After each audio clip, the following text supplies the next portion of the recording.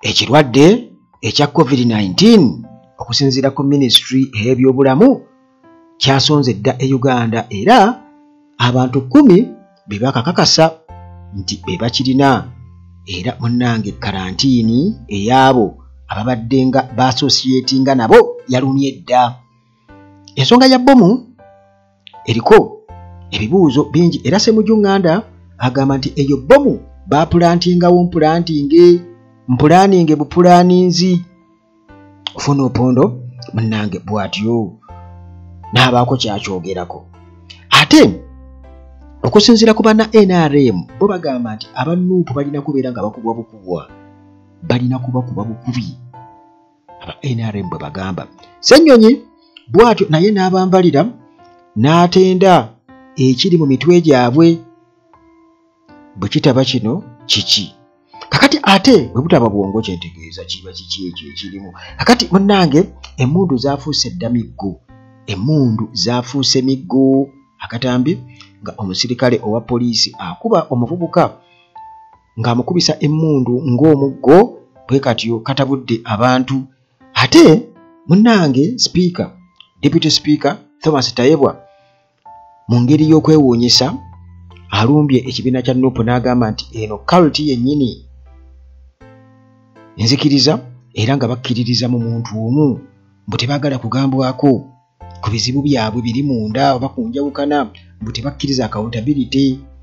Era abantu ne beebuuza nti bannange ate paalamenti yo kakati munnange Anita Among bakkaanyiza dda era baatabaganye dda ne Burola Anderson era nga Burola yatukakasizza nti General Museveni yalagira Attorney General mbu amuggyeko emisango gyonna asobole okubeera nga munnange avuganya.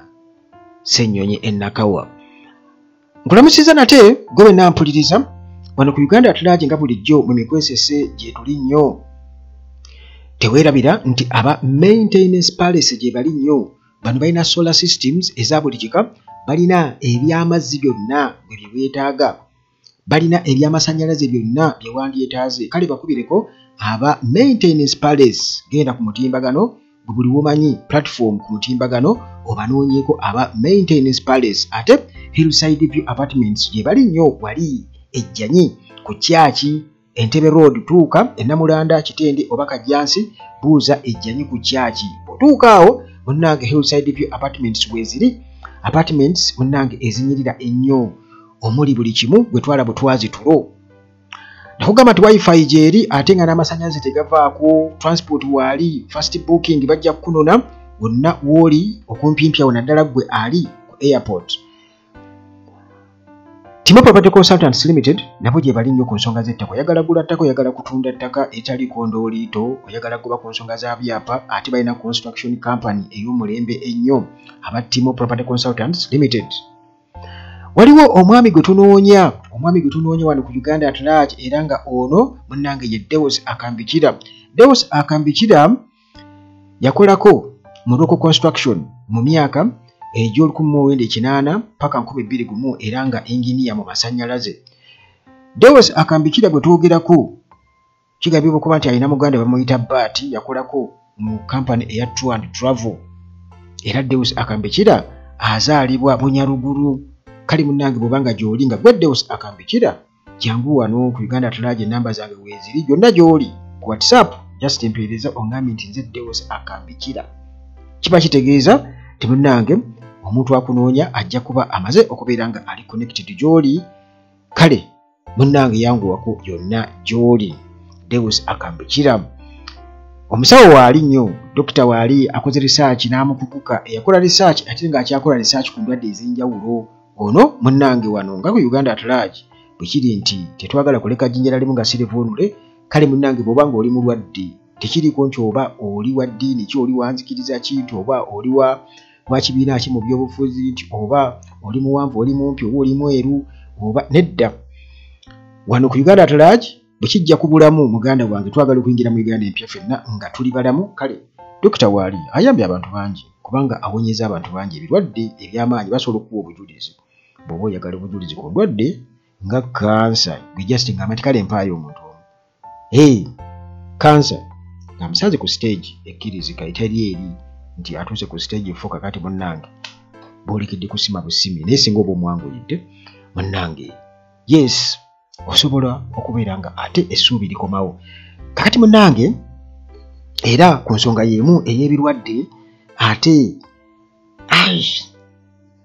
terunaggwa kozi tugenda mu kalulu ka 2026 waliwo nno eyaŋŋambye wano juzi nga tannaba nakuwulira mawulire gano nti covid ate akomyewo naŋŋamba abasajja tebatuteeka ate mu gundi mu lockdown ne mugamba ate ng'evaawa nti gwe nno kakati munnange wetwogerera essaawa eno ministry ey'ebyobulamu yatukakasiza dda nti already waliwo cases eza covid-19 era nti cases zino ziri 10 ze baakafunako bali buliisa eyo mbu gye babizudde kakati munnange nga benkutegeeza nti ministry ey'ebyobulamu yamazidde okonfaminga 10 new cases of covid-19 mu district ey'e Buliisa efumbekeddemu amafuta amangi ennyo babalaga ki baagala kugasima nga teri alondoola nti bannange muveeyo danger zone muveeyo security abasawo golaba basawo kumbe bagenda kusima kachike babala kakati munnange district health educator ono yagambye positive cases zamazidde okubeera nga ziri identified mu bakozi mu kampu eyabo abasima amafuta era munnange nti bali mu kufuna bujjanjabi essaawa eno mu kampu yaabwe ey'e Kasenyi oil camp nti abalala 50 nti bano babadde ba close contacts abaabo already be bazuddemu covid-19 bwe bati babatadde dda mu isolation era nga bali ku mandatory 21 days monitoring period nti babataddeyo naku 21 nga bali mu isolation quarantine kakati munnange ebyo bikyali awo bagezezako tutegeeza nti covid-19 already World Health Organization mbu yalangirira dda mbu covid-19 yaddamu dda era nti ne India gyali mbu abantu abali eyo mu 15 already be bakafuna mbu ne Bungereza nayo cases batugambye ebungereza oba ziri mu 10 na mmeka ziri mu 10 na mmeka ziri awo mu 10 ebungereza mbu nayo ziri 13 I think 13 kati munete tumanyi wane Uganda simanyi lwaki fate ayanguye mangu okubeera nga ajja kubanga ye wano Kenya tebana tugamba nti balina Rwanda, Tanzania, Sudani, Congo ffe tulina kese zimunange zikola ki naye tujja kuwakana nnyo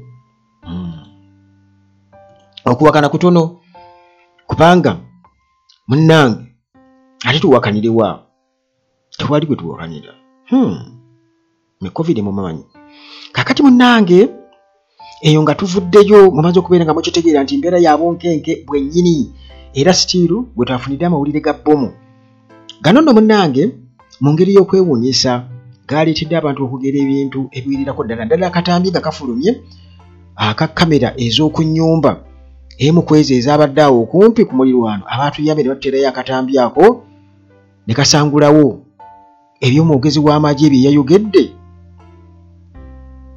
ng'atulaga nti be baakubye owa bbomu so nga ate munnange akatambi kaalaze birala nnyo kakati Ssemujju bw'atyo yatukakasiza n'atugamba nti mbabuulire eyo bbomu ba planning yabadde ntegeke butegesi kyokka nze mu kutunula ndaba nga bbomu eyo engeri gye yayinoonyemu pikipiki bwe banga ono yabadde aleza enderi ngeri ku bisambi bye wano bwetyo omukyalo oyo engeri gye yakubyemu pikipiki ogigira omutto gwonna awo nze ndowooza nze ku lwange ndowooza bbomu ebadde bagitadde ng'obikudde omutto gwa pikipiki bwoti eyo wansi osobola oteekayo ekintu era bano n'engeri pawuda gwa bbomu yabadde bukolereze kale Ssemujju bw'atyo munnange yagamba nti bbomu bapulantinzeewo mpulantingi era abo abafudde bayinza okuba nga basaalumanya ne bannaalumanya eyafudde abafudde ababiri yadde Saalumanya ne Naalumanya. Kakati munnange era mu kubyogera ebyo Ofuna Opondo bw'atyo yamubakidde n'agamba nti nedda tekisobola kubeerawo ekityo. Ofuna Opondo yagambye nti bomu keesi eyo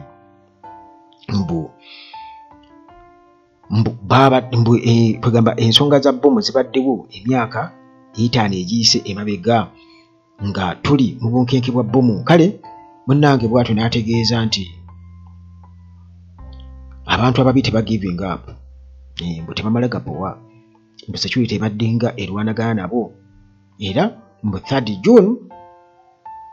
June ekyabaddewo kibinyose mu Junganda okugamba nti nno ekyo kyabadde kitegeke butegesi era okugamba nti intelligence ya Kibogwe ekyo si kituufu.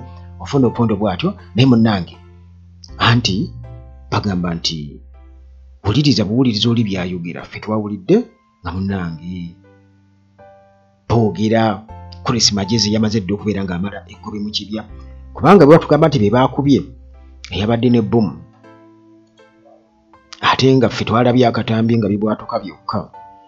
Kirabika ndowooza waabaddewo n'omuntu ebbali wali eyabadde oba oli awo alina emmanduso ate tugambe tutya kubanga ekituufu kiri ti tetwalabye omusirikale n'omu akuba ate ng'olredde ripooti egamba nti mmwe mwakubye PDF ye yakubye mbunge ebayimiriza mu neekuba bomu neebabwatukirako kattage tebaagikubye ku bomu baagikubye ku muntu. Ekyo nakyo tukyebuuza. Ate n'engeri pikipiki gyayonoonyeseemu nze kugambye nti bwentunuulira pikipiki bwe ngitunuulira bwe nejjo nabadde ku bodaboda ne ngamba mbikkulirako wamma wano tituli mu kunoonyereza teri kusaaga n'abikkula ne mugamba naye wanti wagendawo bomu tyegendawo konze okay kubanga piki twagirabe engeri gye yayonoonekamu bomu gye balize ku bisambi wano oba oli gyayambadde nga vest kaali katugambe babaga yadde ayambadde ka vest ebyo munnange nabyo biri awo naye ffe tugendera ku bigambo ripooti UPDF gye yatuwadde already ne beekola ki ne bennyika mu bulimba kati okuvaayo munnange si kyangu. Kakati era ku nsonga eya opposition leader of opposition Ssenyonyi ayambalidde muna NRM eyagambye nti abanupu balina kukubwa bukubwa era bano bakukubwa. Ssenyonyi bw'atyo n'areactinga eri Secretary General Richard owa NRM eyagambye nti abawakizi ba NUP singa bamenya amateeka balina kukubwa bukubwa. Kakati munnange ono Secretary General owa National Resistance Movement yabadde ku mutimbagano Richard Todwong n'agamba nti National Unity Platform singa bagezaako okubeera nga bakola oba emitawaana oba okuleetawo obuvuvuŋŋano balina kukubwa bukubwa. Era bino byonna njukira nti okubyogera tukimanyi bulungi tugenda mu kalulu ka 2026 era nga okusinziira ku kyali e Kawempe North JAT kye yakola kiba kikulaga bulazi eba reflection ku ekyo kiyinza okubaawo 2026 era nti opposition okuva lwe kiri nti munnange kati we tuli bakimanyi nti yamera ate y'amaanyi ebyaddala kakati basazeewo okukuba abaana babamenye amagulu wano mu kalulu ke Kawempe baamenya abantu amagulu mwala mu nvubuka yali yayogera nga bamumenya okugulu bamukubye naye nga bamukubira ki kati aba akoze kiki kye yakola ekyamaanyi ekiri awo kibayinza okuga nti yakola akavuyo ne bamukuba okutuuka awo kiki tewali. Kakati munnange ono Todwong yagambye yataddeko mukutu gwe n'agamba nti the country deserves more than what NUP is presenting nti eggwanga lino erye Uganda nti lisaana egisingako ku ekyo NUP kyegezaako okutuwa. N'agamba nti mugenda kukwatibwa ate mugenda kukubwa singa temugoberera mateeka naye kyebuuzibwa amateeka ge galiwa ge bamenya kyebuuzibwa. Kakati munnange ngera bwe kiri nti munenga amaze okubeera nga abyogera bannayuganda bonna bwe batyo nga bamwegese amaaso n'amatu nga bamulabira ddala nti agezaako okuligalizinga violence era ng'awagirira ddala effujjo erikolebwa kuba opposition ensi yonna n'emwewuunya. Naye Joel Ssenyonyi ng'amaze okubeera nga alaba ebyo, ng'amaze okubeera nga abiwulira, Joel Ssenyonyi yagambye nti bw'owulira nti bw'otunuulira Todwong Richard, bw'omutunuulira n'omulaba nti oyinza okuba nga ofuna amaddu mu kuwuliriza kiki ekimuvaamu, ng'olowooza nti omusajja ali soba, naye munnange bw'atandika okwogera n'amaanyi gakola ki? Gakuggwaamu. Bw'atandika okwogera n'amaanyi gakuggwaamu. Ssenyonyi bwe yagambye nti gwe omulaba n'ogamba nti omusajja ono atunulanga kwegamba omuntu ategeera, omuntu w'amakulu, naye munnange kasita ayasamya akamwa ke bw'ati okwogera n'otandika okusaasira abaamuzaano ga nga balabye naye ku guno omulembe abantu nga kyebaba wagira mukama waabwe ndowooza, kubanga ebyokwogera byo tebabikola ki? Tebabirina. Kakati munnange eyo nga tumaze okubeera nga tuvaayo still ku nsonga ey'okutwalira amateeka mu ngalo, nti tulaba bulijjo poliisi nga waliwo kye bayita mob justice, era gwe singa okuba omubbi atuba n'amagye still nga gakubye omubbi. Juzi mujjukira abasirikale ba UPDF bwe baakuba aba poliisi, ensonga yava ku abo be baaleeta be baali bakutte, babagamba nga mubakubye nnyo, osooke mubatwale babajjanjabe. Amagye ne gabuukako waya, tebaagala kubamanyiira bo, tebagambwako.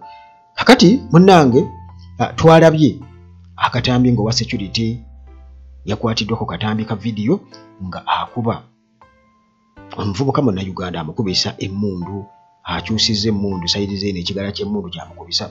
Yogera nti emmundu ezo olumu zibaako n'ebiso, era abaali mu biseera ebyo ebya kampeyini 2021-2022 babafumitanga ebiso ku mmundu, ebiri ku mmundu kubanga ebiso, kati abaana babafumitanga ebiso ebyo, era abasajja abo babikozesa ddala. Kakati munnange akatambi kano akatambudde buli wamu, newankubadde nga ekikulu oba ekibi tetunaba kutegeera nti ono yabadde akoze eki, naye ate ne bw'aba ng'era munnange alina kye yakoze, kati ate tiyandibadde wa poliisi kutwalira amateeka mu ngalo. Naye olw'okuba nti wabaddewo abantu ababadde bamutunuulira awo, ababadde bamutunuulira, tetuyinza kumanya exactly kiki kye yabadde akoze ekyabadde kimukubisa. Naye era still nti emisango munnange gyonna girina kugenda mu mbuga z'amateeka, olw'ensonga nti omuntu tasobola kubeera guilty paka nga gumusinze, kati tosobola gumusalira awo nga oyo bwe yabadde akola. Naye ndowooza ekyo bulola kye bagezaako okubeera nga boogera nti abantu balina kukubwa bukubwa bwe batyo, ewatali munnange oba kutwalibwa mu mbuga z'amateeka kufuna bwenkanya. Tugamba due process tewali ku mulembe guno, muganda wange oba nantagambwako, amateeka bagatwalira mu ngalo. Okitegeera, lawlessness yasukka. Era munnange okusinziira ku byabaddewo, akatambi ako katambudde ku mutimbagano ng'omusirikale akozesa amaanyi mayitirivu, akuba omuvubuka emmundu, amukuba ebigala by'emmundu, kwegamba ng'amukubisa emmundu ng'omuggo. Ekintu munnange abantu kye bagamba nti eyo administration ya Musevenism administration yereetawo oba nantagambwako n'enkola etatambulira ku mateeka. Kubanga ebyo byonna babiraba nga Musevenism yereeseewo ebyo system ya governance yevuddeko munnange unchecked power Musevenism, era nga bino byonna tubinenyeza system eyo gye bayita Musevenism, gye batugamba mbu ejja kubeerawo ebbanga lyonna, ejja kubeerawo abantu ne bwe munaakola mutya Museveni waali. Naye nga bwe nkutegeezezza nti newankubadde nga tetuyinza kumanya kiki kye yakoze, naye olw'okuba nti munnange tuba tugendera ku mateeka, kitegeeza nti owa poliisi ate yali badde atwala butwazi omuntu oyo n'amukwata n'amuarrestinga n'amutwala eri munnange bekikwatako mu mateeka n'alamulwa. Naye kati awo singa wavaawo omuntu essaawa eyo naye n'alonda bbulooka n'amukuba ku mutwe n'afa, oba singa aba mukuba ekigala ky'emmundu ono n'abanga addeyo n'amukuba ku mutwe n'afa, ekyo kiyinza kuba kitya ate nga babikoze abantu bangi nnyo munnange. Tosaliranga muntu musango nga tonnabakubira ng'omanya. Ne bwe baba bagamba nti wuuyo akutte akaana akato, tosooka kumusalira musango kubanga ndabye bangi ababisiba ku bantu ne babasiba emyaka naye nga takikolangako. Kubanga wano tukimanyi bulungi nnyo nti ebikyamu byonna ebikolebwa sayidi eno babiteeka sayidi eno. Babiteeka sayidi eno. Mukimanyi wano buli kimu kyonna bakiteekamu ebyobufuzi nti ne bwe babeera nga amagye gakubye abantu mu kulonda bajja kugamba nti aba opposition be babakubye. Balamye bagamba nti abanupu balina looli mukaaga ez'amayinja wano mu Kawempe North mbuze bajja nazo. Naye ate jjukira nti bano babakwata ne babayingizaamu nti ekizibu ekiriwo nti ne mu campaign ojja genda okwesanga nga ate still NRM etaddemu nga bwe yateeka ensolima mu opposition era ebasindikamu abalala abakyamu abakola ebikolobero basobole okubeera nga bavumaganya bano babalabe nga abafuriganizi babalabe nga abayeekera babalabe nga ki. Era nga bwe kyali mu Arua mujjukira oluko olwali lulukiddwa nga baluyisizza mu Brian White batwale emmundu baziteeke mu hotel Ubweni gye lyasuze bagambe nti nno yabadde n'emmundu ze AK47 ne munange byonna abantu babitegeera era byonna bw'atyo azenga abibuuka si byangu. Kakati tugendako mu parliament munnange Deputy Speaker Thomas Tayebwa era ng'endowooza ye oba enjogere teyawukanako n'ey'abalala bonna yeewuunyisizza nnyo abantu bwe yagambye nti Nuupu agirabanga cult, agirabanga enzikiriza era nga bano bakkiririza mu muntu omu era nga tekkiriza bantu bagisala nsobi. Deputy Speaker batu bwe yagambye nti Nuupu agirabanga enzikiriza oba ekidiinidiini nga kirina abantu baakyo bakkiriza mu muntu omu era nga tebakkiriza kubasala nsobi. Kakati munnange kino kiswaliza ddala okuva mu Deputy Speaker wa Parliament naddala okusinziira ku byakabaawo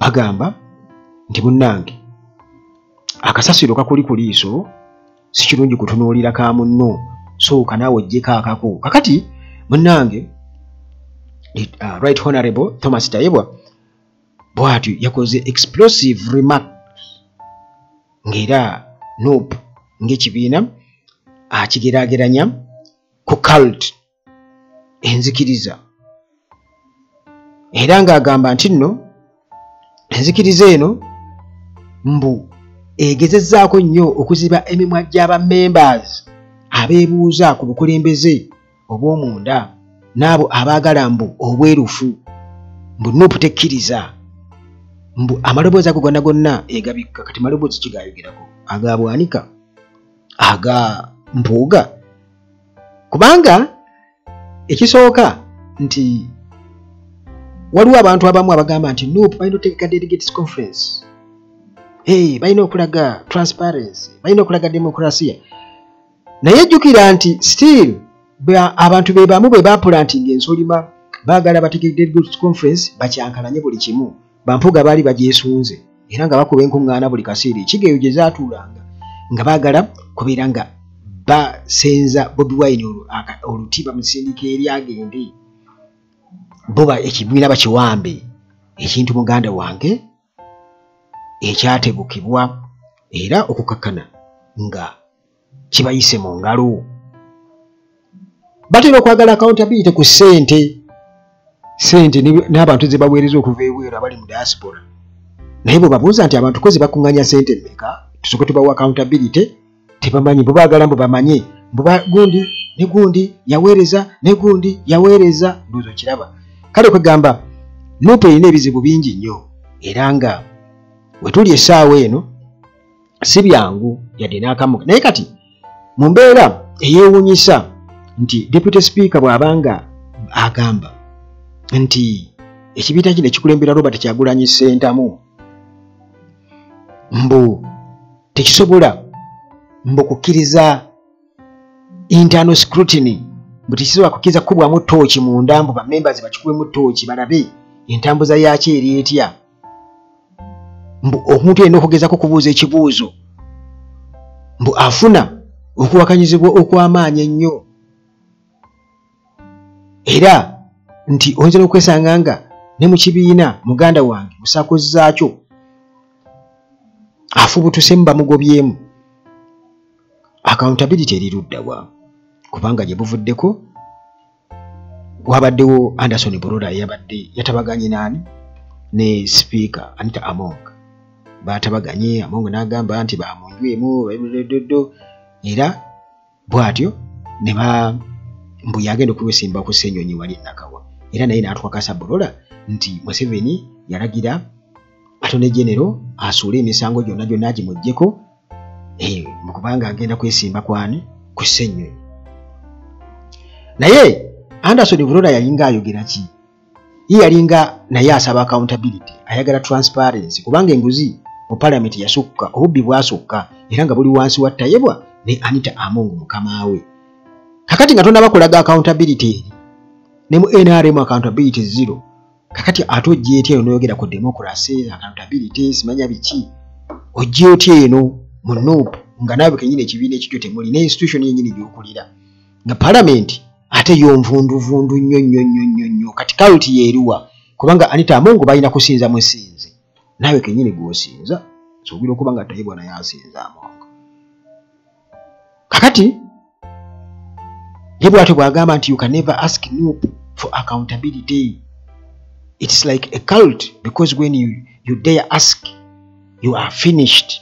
Businga ogezaako okubuuza oba owedde.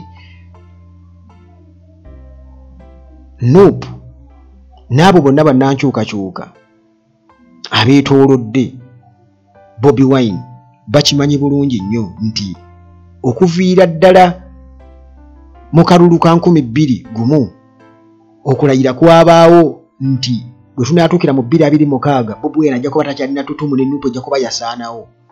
Kakati ekyo bo kye babadde baprotectinga ne interests zaabwe nti kati essaawa eno ogamba nti kati bakyuse obuyinza bakole batya mu bampuuga bajje mu beesimbewo bawambe ebyo. Muganda wange bw'obanga gw'olina solo candidate side zeeri ng'enebisanja mwabikyusa age limit biki byonna ebyo byonna nga mujja mukwata mu constitution mujja mukyusa bye mwagala byonna ate ojja otya ku NUP. Ne NUP nayo egamba nti enkyukakyuka ezo tezeetaagisa kati kubanga environment already baagiyiwamu dda akatwa. Ensolima zaasukka nti essaawa eno abantu beetaaga kubeera bumu. Ntegeeza abalafubanira enkyukakyuka basobole okugumya ekintu kyabwe kifune omuzinzi tugende mu protest vote newankubadde ng'era byabakama nga yalangirira nga Muhoozi ye CDF era nga Museveni ye commander in chief. Suubira okuba nti bajja kulangirira ku kifuba era bye bagenda okulangirira baabifuna dda. Naye still solida y'abantu esigalawo kati abantu okudda eno mbu balage democracy nga mweri already be balwanyisa mwe mwagala mbu kati democracy akole ku bano kati mwe mugamba kati olaba baali badde bayagira be baali badde balaga example gwe w'emyaka 4 n'ow'emyaka 4 ate wena akulage democracy ng'ate already gwe walayira kumalawo bibiina bya bufuzi na kubamalawo na kubatta kubasomba. Tekisobokera ddala era ne Museveni ne mu nsiko sisuubira okuba nti baatuukeyo ne balonderawo ne baga kakati Museveni kaagire kati otafire kaakwatemu kati sale yabaakwata Museveni kati katuli mu lutalo tuli mu nsitwago kitegeeza omuntu alina ku bwogu abantu gwe bakkiririzaamu paka eggwanga nga linunuddwa kati bino ate ebirala bino bye mugamba okukola ka sisitimu ebeere ennambulule obulungi ebisigadde byonna bikole. Kakati munnange bw'atyo ng'agamba nti walina okubaawo open dialogue, walina okubaawo empuliziganya ezitali za mankwetu mbu okusobola mbu okuba ttooki mu buli kimu ekigenda mu maaso mu kibiina mbu kubanga demokrasiya mbu yalina okutunuulirwa ennyo mbu yenziga ebintu byonna kwe birina okubeera nga bitambulira naye ng'ekituufu kiri nti bwe tutunuulira ebigenda mu maaso political future ya Uganda golaba nti nno ebyo byonna bikola wano weebiri open dialogue bimugamba okusobola ne internal accountability tebiriiwo. Ebyo tebiriiwo era tebabalimba okulika mpozi okubeera nga bano balina kye banoonya mu kwagala okunafuya nope, kubanga bo munange banankyukakyuka balina ebyabwe birala nnyo. Naye sigenda kubeera nga nsukkawo wano katusisikana ate mu mboozi zaffe eziddako wano ku Uganda Atulaje nga bulijjo Mukama Katonda abakuume.